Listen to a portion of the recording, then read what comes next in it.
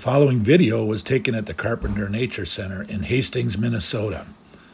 The center is located just across the St. Croix River from Prescott, Wisconsin, on Highway 10 north of Hastings.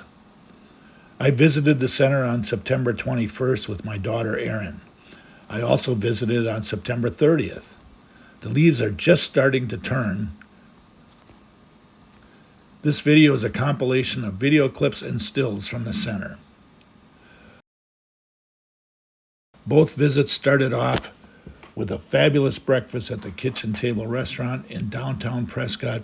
Both Erin and I had their chickens in the yard, which is 2 eggs with a side of hash browns. I also added a side of crispy thick bacon and their blueberry pancake. Their blueberry pancakes are to die for. They are filled with whole blueberries. I hope you enjoy this video tour of the Carpenter Nature Center.